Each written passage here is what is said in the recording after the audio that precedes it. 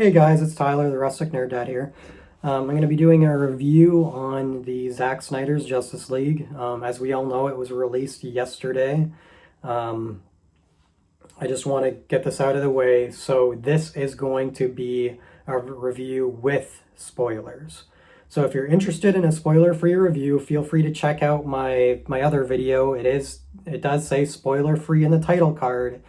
Um, so again, this review does have spoilers, um, and I just wanted to get that out of the way.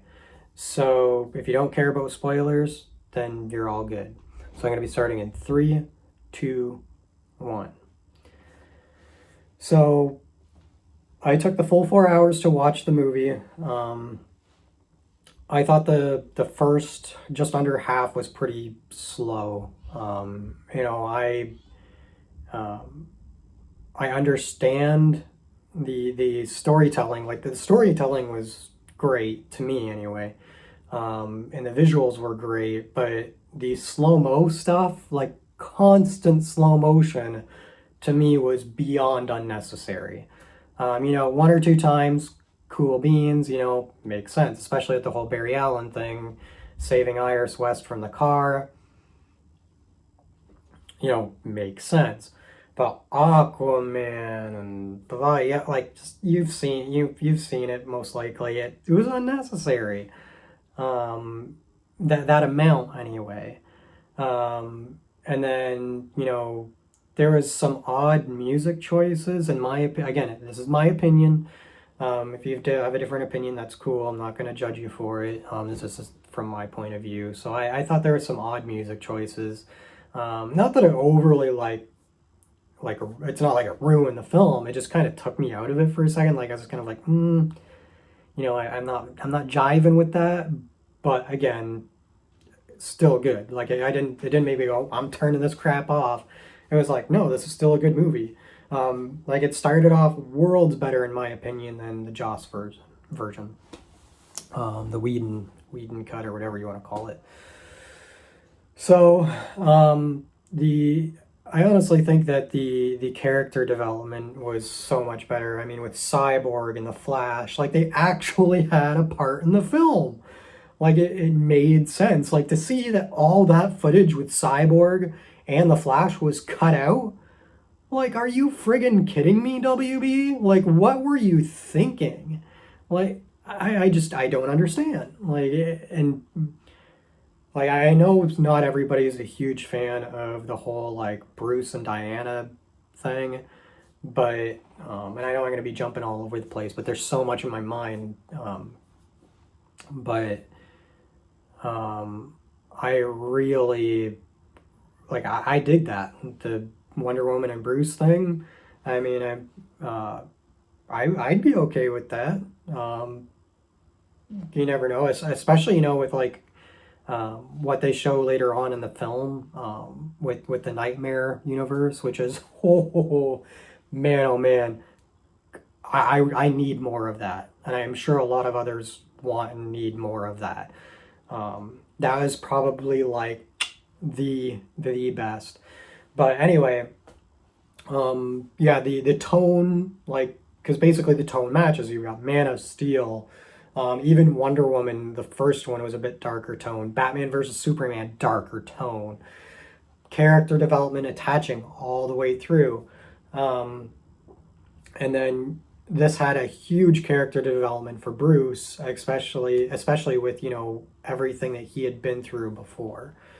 And him just trying to, kind of get things back on track to be like, hey, we need to save the world. We need to get the world prepared for, things that are happening, for the greater good.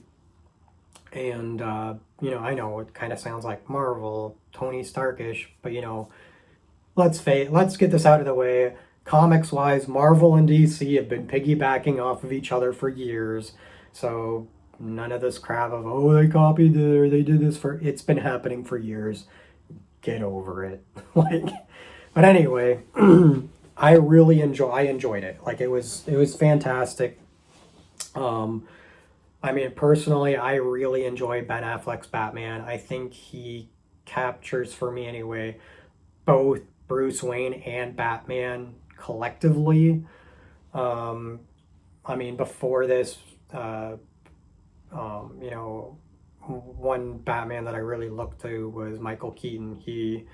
I mean, I was born in 1989, but like I mean, I've watched it as a kid, like all the way up to now. Like I still watch Michael Keaton's Batman movies. Like I loved it. Which ironically kind of got the same treatment that Zack Snyder did. Because for those that don't know, the Tim Burton movies, the tone shift change was because of WB stepping in because they weren't getting the toy sales.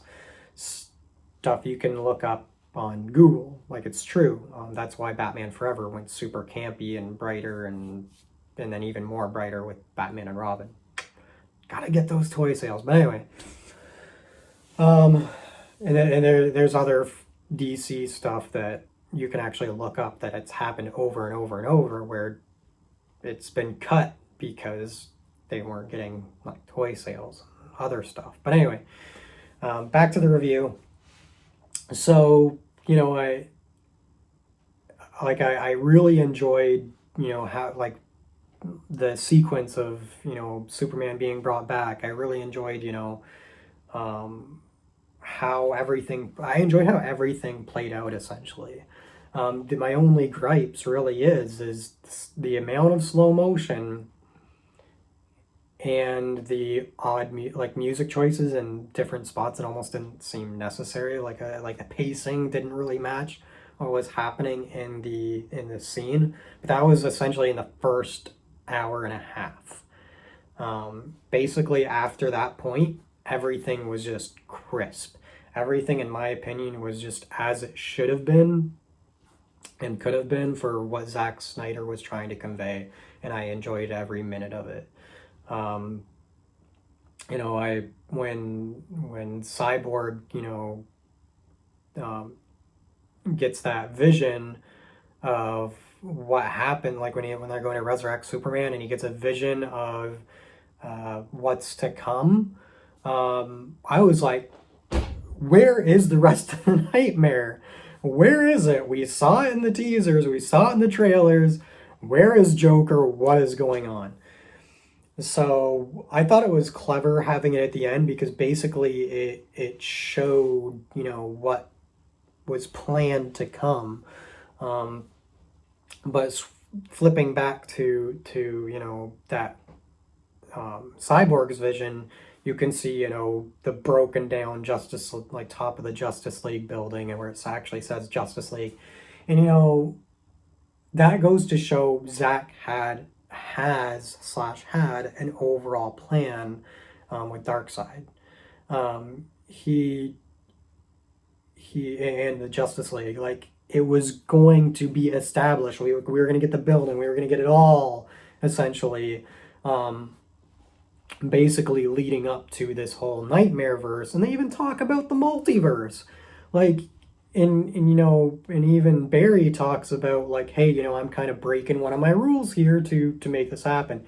He's kind of like reversing time to make this not happen, which inevitably actually makes the other stuff happen,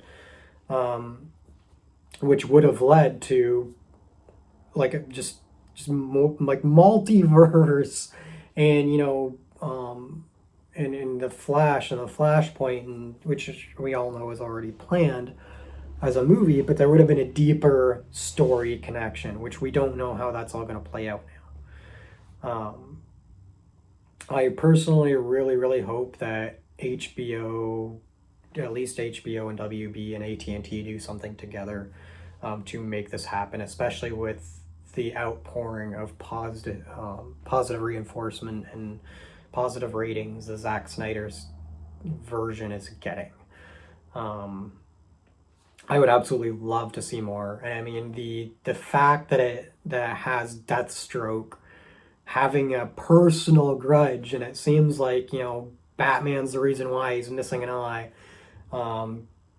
Like having that development there, and that, like, we've been robbed, people.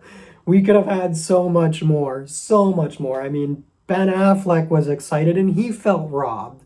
Like, you could tell that he felt robbed. Um, like he lost his passion after WB and Joss came in and everything just it changed. It changed a lot of people's passion for the story. But I really think that passion could reburn with everybody's support. So if you enjoyed it, please watch Zack Snyder's Justice League on a credible source. Don't bootleg it. Don't try to, freebie this. I get it. But if you truly want to see more DC content that's connected as an overall story, this is probably going to be one of the best ways to do it. We need to voice our opinion. So I'm going to be hashtagging, restore the Snyderverse. Because I mean, when you think about it, even David, and I'm probably going to butcher his last name, David Ayer or whatever from Suicide Squad. I obviously they interfered. Like you can again look it up. They interfered with Suicide Squad, and he didn't get to show his true version. So I think it's a great opportunity for DC to kind of take this feedback from everybody and kind of get back to where they were. Again, we don't need more Marvel. Disney's got Marvel. Marvel's got Marvel. They are doing the multiverse, so they are doing different aspects of Marvel. Sony's got Spider-Man. They've got essentially the Spider-Verse happening with Venom and Morbius. So we don't need more of that. We want DC to do DC. We don't want them to copy. We want them to do what they need to do and be unique. We're also getting Matt Reeves' Batman, the Batman, I should say, which don't get me wrong, I'm excited about that. I'm excited about another, I enjoy Batman. So, yeah, give me more Batman. It doesn't need to be the same, but I mean, I would absolutely love to see more of Zack Snyder's plan. So, that being said, I give, sorry, before I give my rating, CG. I think the CG could have been a little bit more crisp in areas. There's a few scenes that just like the fight scene with Steppenwolf, like the climax fight scene with Steppenwolf, just really reminded me of Injustice too. It just felt very video game-ish.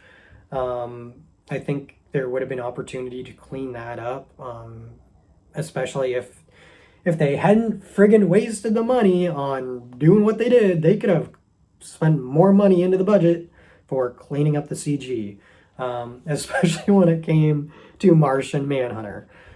I am a huge fan of practical effects. I get Martian Manhunter like transforms and stuff, but for frig's sakes, like practical effects would have taken that to a whole new level, mixing that with CG.